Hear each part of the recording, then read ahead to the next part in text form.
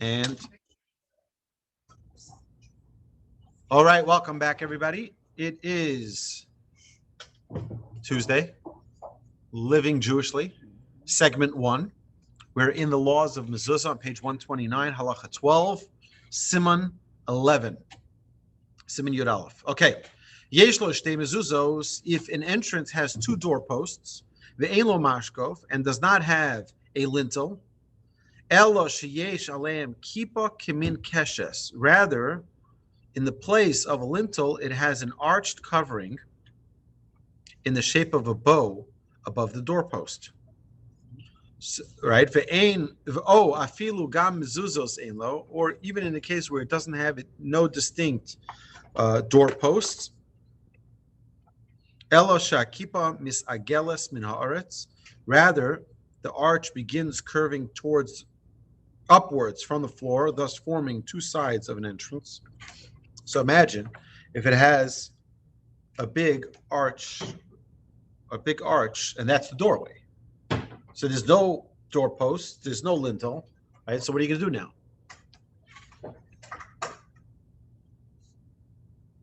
If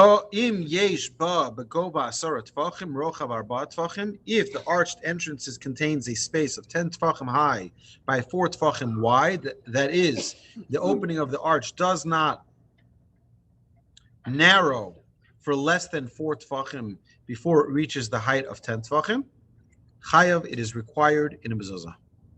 Okay, meaning, if you take the width of the door, if it's 4 tefachim, 1, 2, 3, 4, this width, and it's 10 tefachim high to the point before it starts arching, then it's considered a regular doorway that needs to have a mezuzah.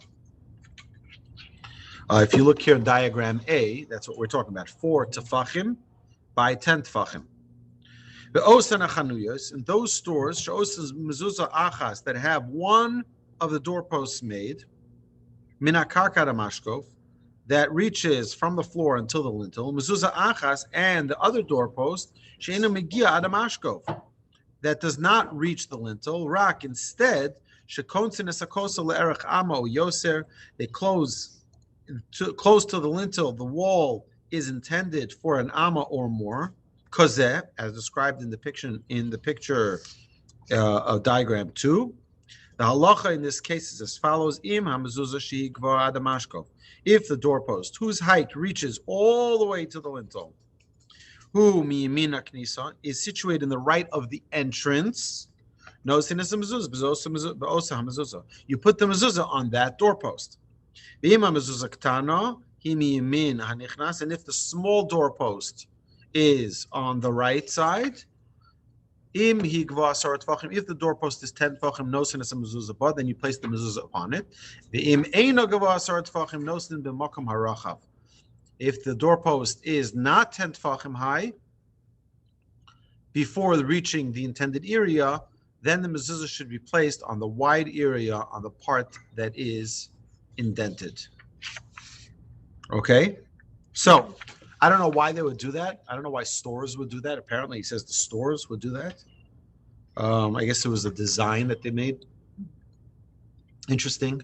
But halacha number 13. Yesh omim da'afrilu ein dlasos lapesach chayev mezuzah. Some say that even if there's no entrance, right? Even if an entrance does not have any doors, chayav mezuzah, it requires a mezuzah. Yesh omim, others say, that in order to require a mezuzah, an entrance must have a door. Therefore, lo yikvas mezuzah, one should not affix the mezuzah ad sheyitle mikodem esadelas, until he first hangs the door in the entranceway. V'lo yikva osa tchila v'achar kach yitle esadelas. And the reason is that one should not affix the mezuzah first and then attach the door. Mishum de be'inot hasav leben osui, because there's a mitzvah, right? When the Torah tells us to make a mezuzah on your door, it uses the word ta'aseh, to create, to do it, but not to have it done. That means if you post the mezuzah and then open up the door, then hang up on a door, the mezuzah was there prior to there being a doorway.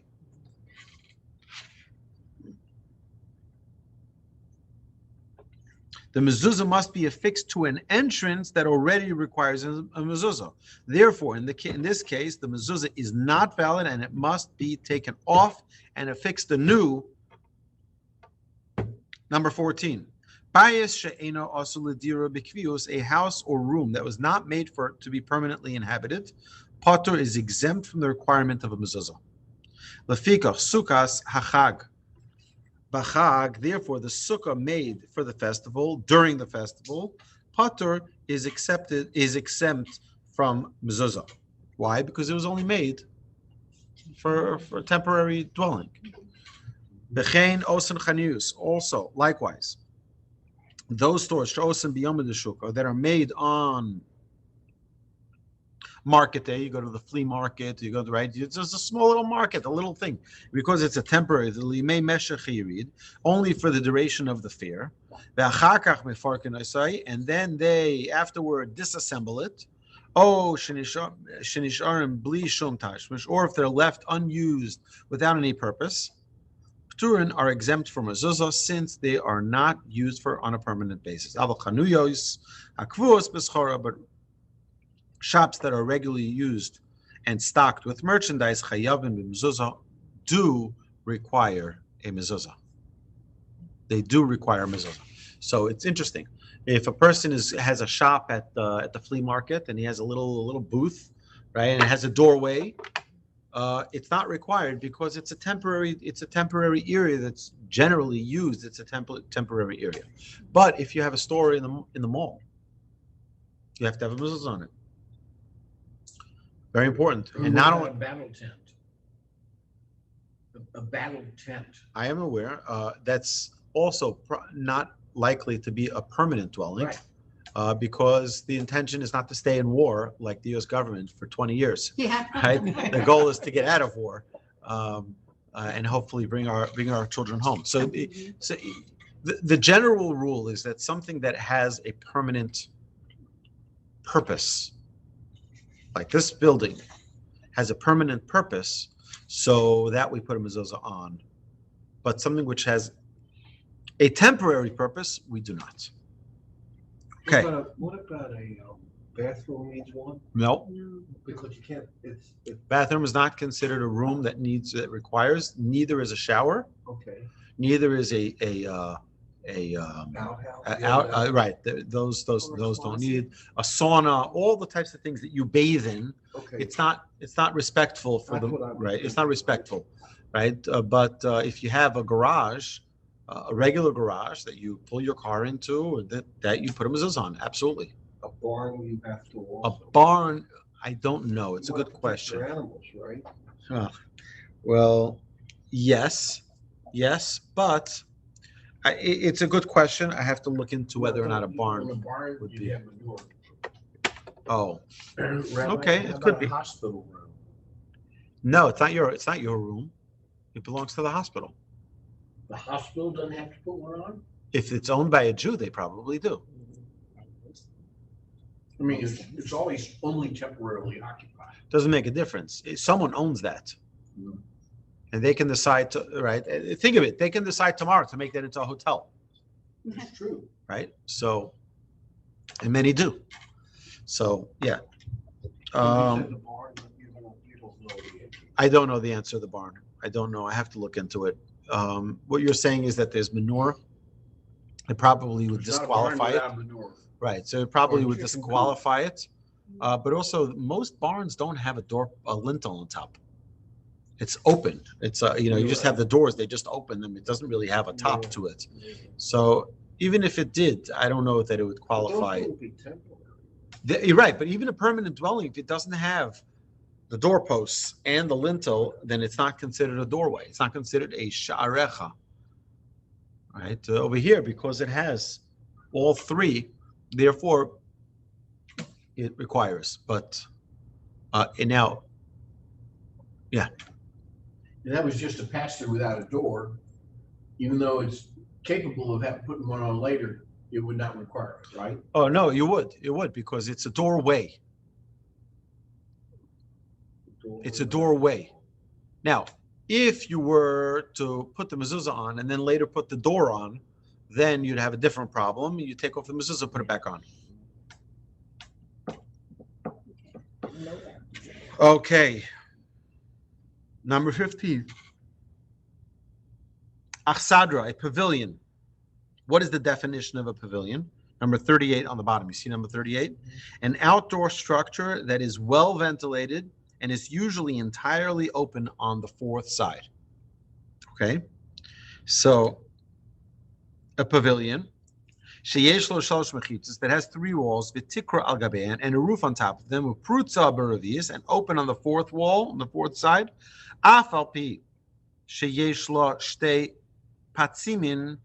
Even though it has two doorposts, right? Because they have both walls, right? Those are the doorposts. On the two ends of the fourth side, in the manner of a regular doorway, it is exempt from the requirement of mezuzah, because the posts were not made to serve as doorposts. They were just put there so that you can support a roof. However,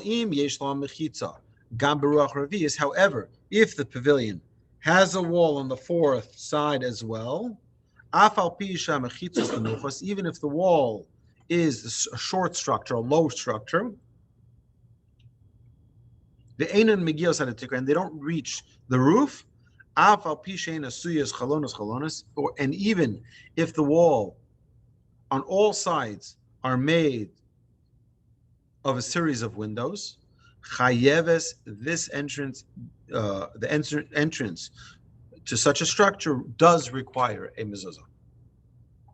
So it depends upon what type of baseball park it is. I mean, if it's like the current one that has roof and four walls, it would require them. Yeah. But if it was like the old Buffalo Stadium or the old Colt 45 Stadium, that it was open to the field and the field had no roof and you had bleachers out there, it wouldn't require. Right. So right. But even now, there's not really a doorway. If you realize the way that there actually are, they do have doors.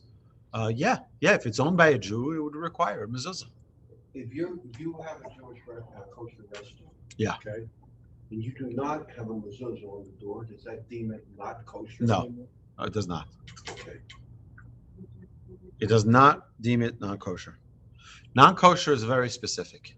Is the food kosher or not kosher? That's it, right? There's no like, well, it's not in the spirit of the law to be in a place that doesn't have mezuzah. That doesn't make it non-kosher, right? Okay, so that's your own challenge. It's your own challenge. Okay. So if you have a wall that's made out of windows, it's still a wall. It still counts as a wall. And therefore, if you had a doorpost in that pavilion and you had windows all around, right, like you have here, exactly, this is all windows. Doesn't make a difference. It's considered a wall. Beis Hashar, a gatehouse, which is a small house built adjacent to the gate of a courtyard, in which the watchman sits, aganik, which is a little balcony,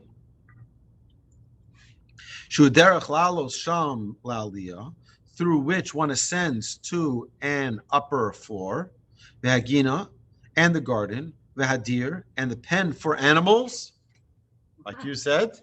Pturim and mezuzah are all exempt from the requirement of mezuzah, because they are not made for the use of residence. V'im yesh bayis hachayev mezuzah. However, if there is a house or room that does not require mezuzah, pasuach le'echad me'elu, that is open to one of the above, olach sadra, or to a pavilion, hayavim, then they require mezuzah. Even on those entrances through which people enter from the public domain. So here you go.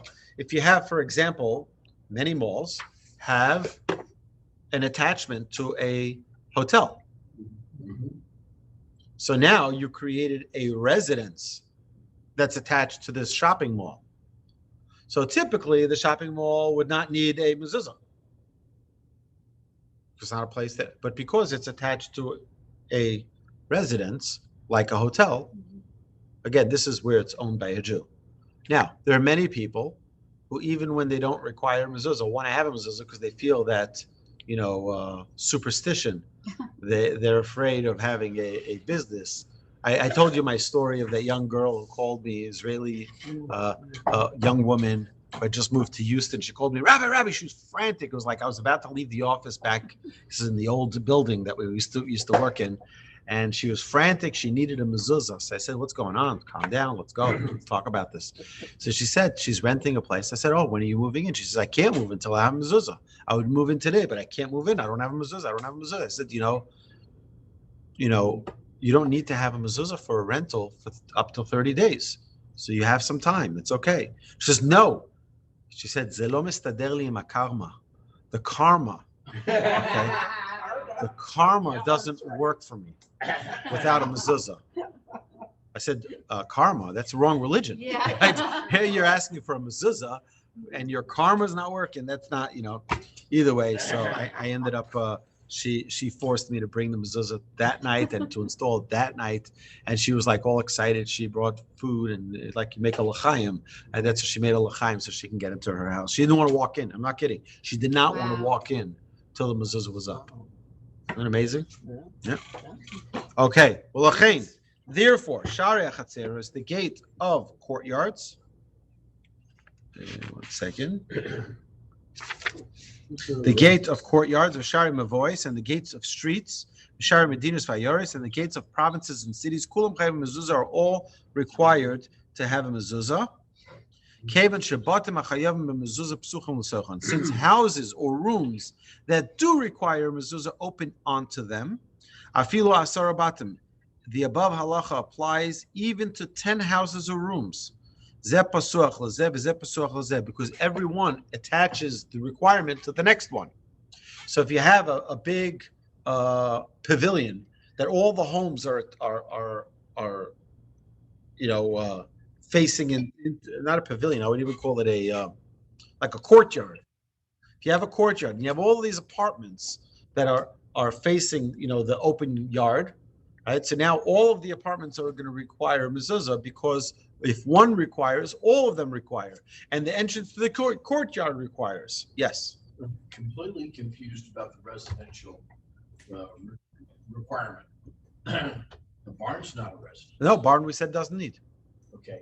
A shop is not a residence.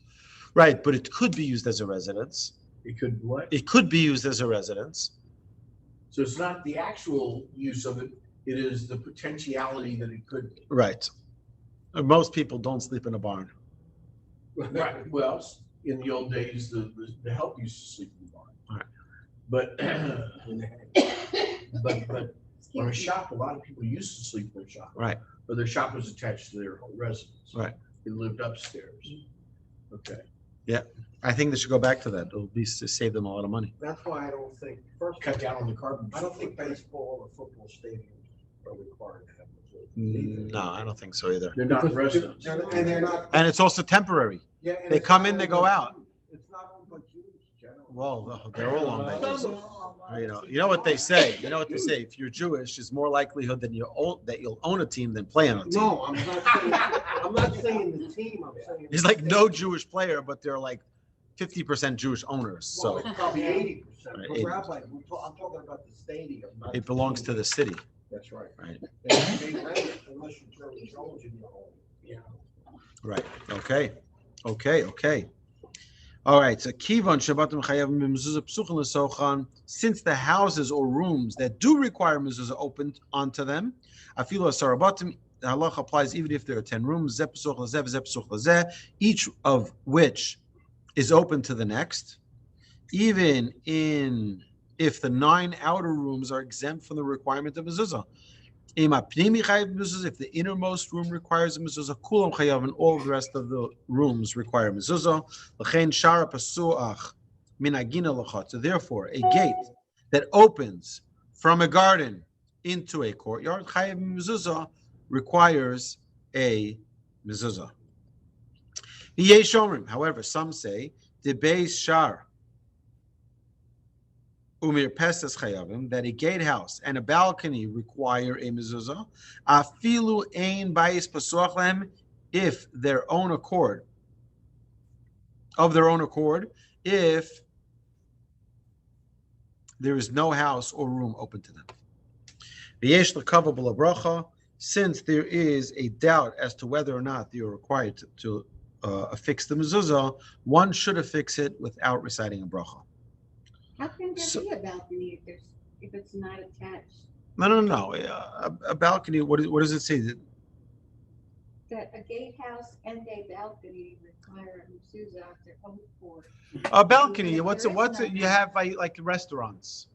Restaurant can have on the side of the restaurant. You have a balcony, a deck, right? And there's no entrance from the business opening up into it. It's just its own area. Oh, I see. Okay. All right. Yeah. I mean, So like because- houses, they used to have a stairway on the outside. You go up to the second floor, so you could look down to see who's coming in the distance to your wall. There you go.